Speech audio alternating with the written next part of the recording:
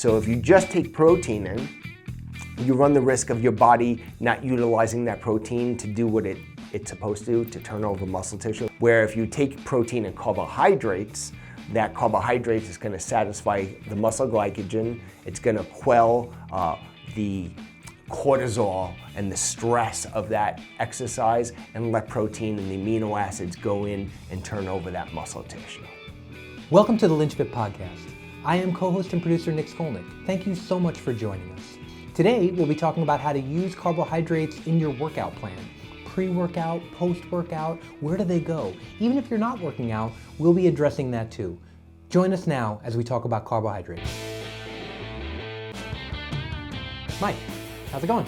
Good, brother. Happy to be back. Yeah, really Part happy to be 3 of back. carbohydrates. So much to learn about carbs. I mean, even in these 3 videos, there's still going to be so much more to learn. But I really think we're giving people a solid foundation to not fear carbs. And I'm hoping in this video we can give people some positive ways to introduce carbohydrates into their diet, some carbohydrates that are healthy, and then we'll give them energy. Yeah, let's do it, man. Cool. Let's just to give people a positive place to start, list off just a few of the healthy carbohydrates that people can be putting into their diet on a daily, weekly basis that they're not gonna, they shouldn't feel bad about and that are gonna give them some energy. Okay, so if somebody is making the choice that they want variety in their diet and they don't want to do, or they want to stop the low carbohydrate diet, because there's a place where low carbohydrate diets can be something that somebody wants to follow or that can work in the short term, but in a perfect world where everybody's eating all 3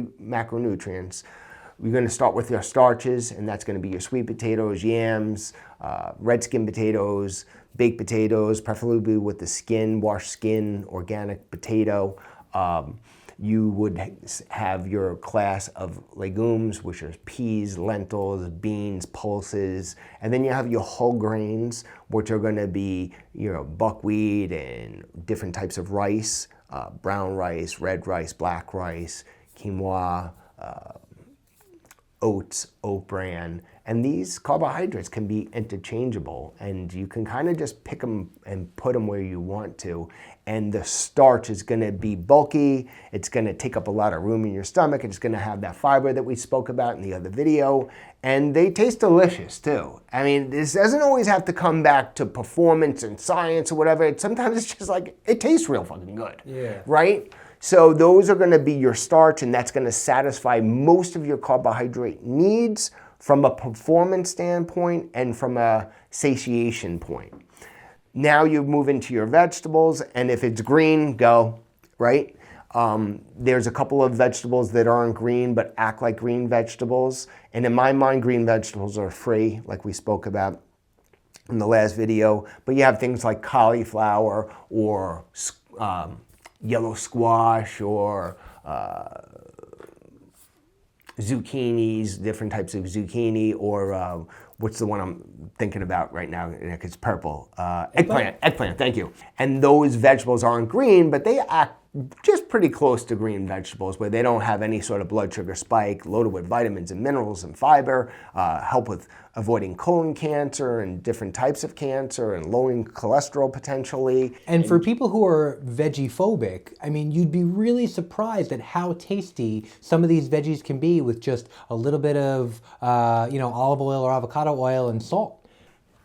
I'm on the fence with the oils, but yes, there are, if you're going to use oil, there is, and we'll do that in the fat video, but oils are something that we'll address about dieting. But yes, olive oil, if you're going to use oil, is a better oil. These type of foods over time, the way you jazz them up with a little olive oil or some vinegars or spices are free as long as they don't have sugars added. They really can add a lot of bulk and character to a meal that you really adore after a while.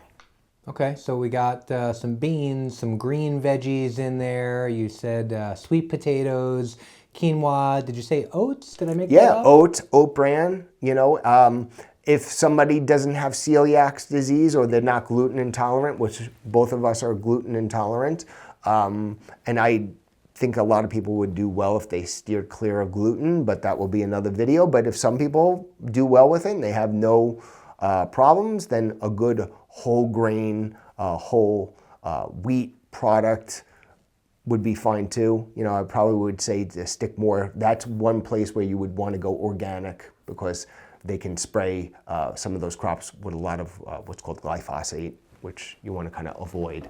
But yeah, anything like that. And then again, like we spoke about, your healthy fruits and making sure you monitor how much fruit you can get away with. And like we spoke about, you had talked about in the last video, low sugar fruits are going to be a better option for most people, provided you're not somebody that has to put on weight or wants to actively put on weight. Okay. So how should people be incorporating carbohydrates into their daily diet around their workout routines? Right. I mean, listen, we'll probably have to do a couple of different videos on this topic, because, you know, workout is a broad term, right? So let's just talk about the average person that's trying to build muscle, burn body fat, and that's, you know, healthy-ish, right? Sure. So in a world where you want to burn body fat and you have normal glucose levels, or you don't have prediabetes and you have the thumbs up from the doctor, you know, you really kind of want to see what makes you perform better. There is a world where taking carbohydrates completely out may make you burn a little bit more body fat in that session, because carbohydrates are low, and as we talked in the last video, that can keep insulin levels down, and when you have insulin levels suppressed, you can combust more body fat as energy. But in some people, Nick, their performance may actually go down. So then you're kind of like, what's more important? Is it, and it's a small amount of body fat, but it could be a small amount of body fat 5 times a week over a year. This could add up. But if somebody feels like, yeah, I'm burning more body fat, but when I have a little bit of good quality carbohydrates beforehand, I can fucking bring it. When I don't have them, I'm like, eh. You know, sometimes there's a little bit of time to adapt to having low carbs. Like, so if somebody's ate a lot of carbohydrates before they exercise, and now they say, okay, listen to Nick, listen to Mike, I'm going to drop my carbs out because I want to burn some extra body fat for the beach. Week or two, workouts aren't in great. But if you start to go 3-4 weeks and your workouts are still like a 7, put them back in. Because I'm a fan of intensity and drive and really bringing it. So that small amount of body fat extra, or that amount of body fat that you may be burning, in my opinion, as a trainer for 30 years, you're better off with that effort, because that's going to give you much more payout in the long run. Okay? So, and then the person can follow up with some protein and some carbohydrates to restock what's called muscle glycogen, and that's where the carbohydrates go into the muscle and can aid in recovery. And also, carbohydrates are what's called protein sparing. So if you just take protein in, you run the risk of your body not utilizing that protein to do what it's supposed to turn over muscle tissue, and we'll talk about this in the protein videos, where if you take protein and carbohydrates, that carbohydrate is going to satisfy the muscle glycogen, it's going to quell the cortisol and the stress of that exercise, and let protein and the amino acids go in and turn over that muscle tissue. So we have that, and really there's no right or wrong way. It's trial and error to see what works. And that's what's wrong with so many people out there giving advice to you guys, is they say, oh, a lot of trainers are the worst with this. They say it works for me, so it must work for everybody. And that is not the case. There's many different ways to get somewhere where you gotta go. And the best way is the best way for you.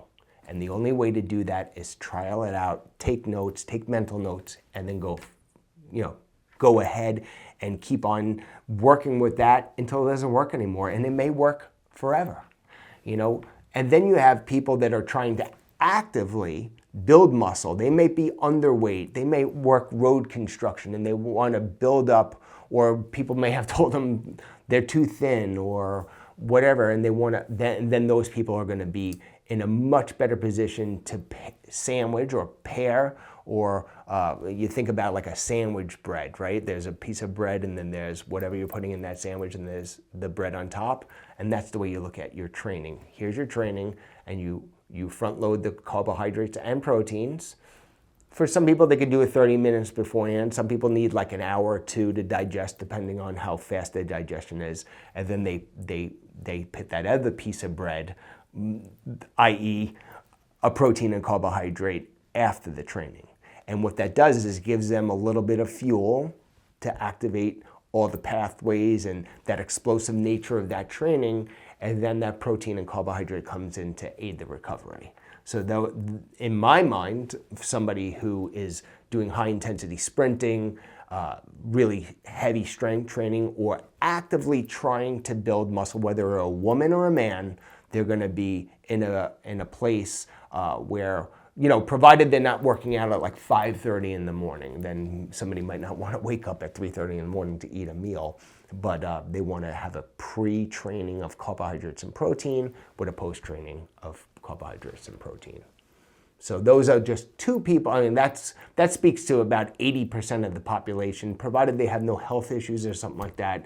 So if you're trying to lose body fat, maybe no carbohydrates beforehand, no food at all, or if you find that your workouts are sucking, maybe a little good quality carbohydrate, little protein, and see how your performance goes. And then in my mind, if somebody wants to build muscle, whether it's a woman that wants to build up her glutes or a guy that wants to build up their biceps, protein and carbs afterwards. Beginning, end. Okay. So it sounds like you said, everybody's got to figure out what's going to work best for them, and they should be trying these things and giving it 2 weeks, 3 weeks in their... Yeah, I would say, like, especially with the most people, well, actually, I shouldn't say that.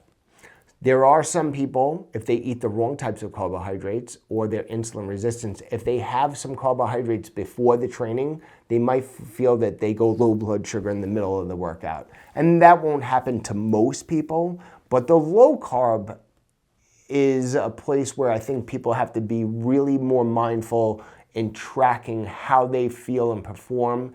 And if at 4-week mark you have your carbohydrates at 0 and you're still sucking and performing and you're like, oh, I gotta go to the gym or whatever, and your sex drive's off and you're constipated or you're skipping workouts, put carbs back in.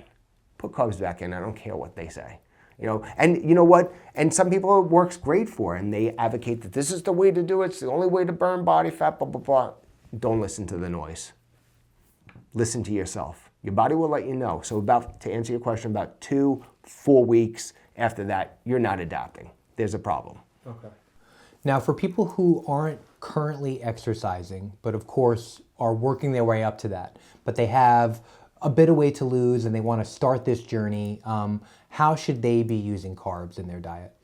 Okay, so what I would say to them it's a good question and I'll answer it, but if they're at a place where they're worrying about where they should put their carbs before where they should put their exercise, they're focusing on the wrong thing. Provided somebody is not bound to a wheelchair, everybody should be exercising. There's just no way around it. Whether that's cutting your lawn, chasing your dog around the backyard, lifting weights, doing yoga, going out for a run, going out for a walk, and even look, we see shredded, ripped people in wheelchairs. There's no fucking excuse. There's no video that we're gonna do where I'm gonna advocate somebody not exercise, provided they're able to. And no disrespect to somebody who is in a wheelchair that has no legs or arms or something like that. And that obviously is somebody that's gonna have to only solely rely on nutrition. But most people, thank God, are not in that position. Mm-hmm. So before you worry where you should put the carbs that Nick and Mike says, you need to exercise.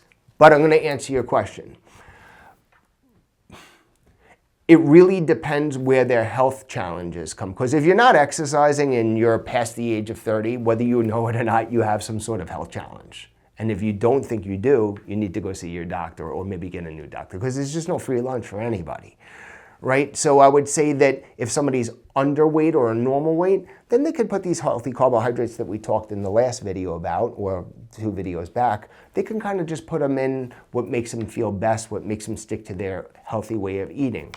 If somebody is insulin resistant or they have high morning blood sugars, then in my mind, a great strategy to try would to be put them later in the day. So this way they're eating foods that are higher in protein and fiber and fat, where they're not getting the wild blood sugars. And then maybe at the end of the day now they've gone 18, 22, 23 hours where they really haven't had any sort of wild swings. And then at nighttime, they can maybe put some healthy carbohydrates along with proteins and vegetables and fiber. And that could actually aid in sleep, because carbohydrates are very important for serotonin and melatonin release. So someone might find that by putting some healthy carbohydrates in, that they can sleep a bit better at nighttime. But if they're healthy weight and they just don't want to exercise and they hate exercise and they just want to eat well, whatever makes you stick to the diet, and you can put it at breakfast, lunch, and dinner, or healthy snacks. Or if you're somebody who wants to try a low-carb diet, I would say probably at nighttime may serve you well. And it's worth giving it a shot. And it could be in breakfast. It really is you have to take a snapshot of how you look and feel. And there is no right or wrong answer. And just to quickly follow up on that, for people who aren't exercising yet, walking is exercising. It is. Right? So if they're going out, if they haven't done anything for years and years, they can start today by simply just walking around. And it could be 5 minutes. Some of our viewers are going to be grossly overweight, and I don't mean that in a bad way, but that's the term. It could be 300-400 pounds. It could be 4 minutes. It could be from one house, and just start there. And then the next week, I actually have a client that lost a lot of weight. She said one house at a time, and within, I don't know how long it exactly was, but she lost, I think, like 80 pounds. And she started with one house. That's all she could do. So yes, walking is going to be something that some people could have, like me, I have a foot injury, but some people have, like for me, I have to use a bike. But yes, walking is something that everyone can do. And the health benefits are good. It doesn't really build muscle, but it does burn body fat and build cardiovascular health. And it's free for the most part. And one of the other things to keep in mind too is a lot of health insurance companies now are offering people reduced rate or free access to gyms, so they can go somewhere. Yes, I didn't even know. Yeah, this is a new thing. Wow, that speaks to how unhealthy we are as a nation. Because if they're giving free gym memberships away, you got to know that, like, how can we get this cost down? Let's give free gym memberships away. We got to get these people exercising. And that shows you the power of exercise, that the insurance companies, because there's a lot of complaints from a lot of people, rightfully so, about insurance companies. I love my insurance company. They've been great to me with challenges I've had, but a lot of people have a lot of complaints. And you got to know that if they're giving free gym memberships away, this is a way that they're not doing it because they're wonderful people. They want their costs down, and no, you can't blame them. But it speaks to how important and how potent exercise can be to the bottom line of your health, to your finances, and your longevity. Another sneaky way that I was able to get a lot more exercise into my day-to-day routine was getting a dog.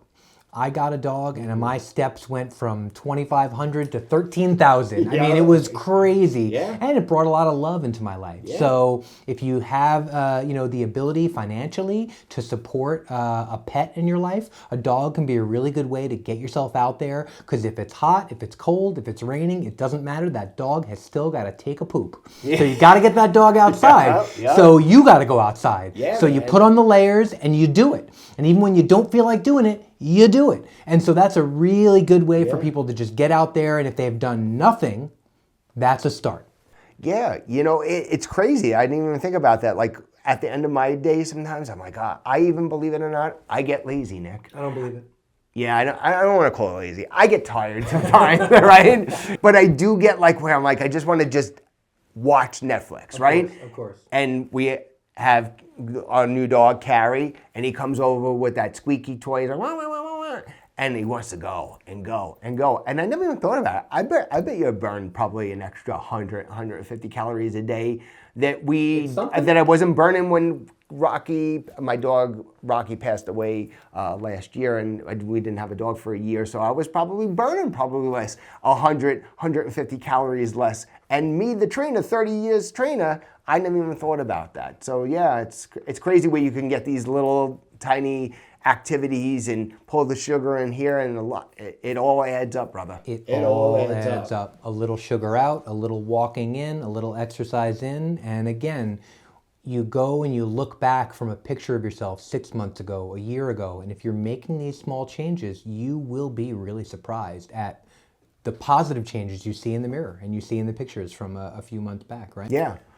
I think that Nick is right, and you have to find out what carbs work for you, the amounts and the times of the day, and write it down. And ultimately, if somebody really wants to track this stuff, they have CGMs where they can put the continuous glucose monitor. They can prick their finger in the morning for people that really want to get down in the weeds. And there's a lot of, and obviously we're big advocates of people getting blood work at least one time a year.